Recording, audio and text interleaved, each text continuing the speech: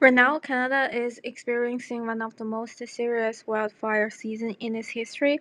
As of May 9th, more than 69,000 hectares have already burned across the country. The two major fires shown on the graph make up over half of all the area burned this year.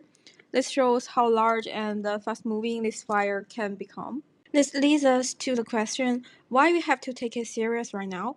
Alberta Wildfire in 2025 have already become the second most destructive in Canadian history, right after the record-breaking fire in 2023. These extreme events are becoming closer together and they are becoming more severe each year. Alberta's dry climate makes the province especially vulnerable. Fire can start more easily and spread much faster, which is why we are seeing such large wildfire earlier this season. Albertans have a special stake in wildfire management. More than half of our province is boreal forest. Additionally, our weather is particularly dry, making us at further risk as climate change raises average temperatures. Although wildfires can be a natural part of the forest life cycle, it is our actions that's made them into the issue it is today. Take the impacts of forest fires on the town of Jasper in 2024. Fires that swept through the town led to lost homes and $7.7 billion in insurance claims. Additionally, the city has spent $1.1 billion so far to rebuild.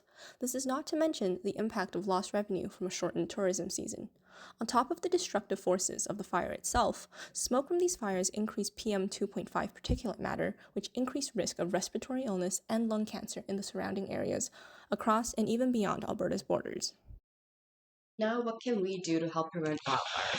Most human-caused wildfires start from small mistakes. We can prevent them by following all fire bans and checking local fire risks, and avoiding activities that can cause fire incidents such as discarded cigarettes. Another example of learning how to do fire burning done properly is by indigenous communities that have used cultured burning for thousands of years to reduce fuel buildup and prevent dangerous wildfires. We can definitely learn more about these practices to gain more knowledge. Another way to help prevent wildfires has to do with how forests are managed. Many logging companies plant mostly pine trees or trees with needles because they're more profitable, but they can also catch fire more easily. In some places, forests are even sprayed with herbicidal glyphosate to stop leafy trees from growing.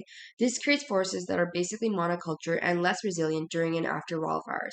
While we can't change the entire forest, we can encourage more leafy trees to grow near communities to reduce fire risk. The key messages to take away from this is climate change is making wildfires more severe and more frequent. Wildfires can seriously affect human health and safety, and because of this, we all share a responsibility to address climate change and take steps to reduce the risk of wildfires. There are many actions society can make to help prevent wildfires and to use fire more responsibly in natural environments. Thank you.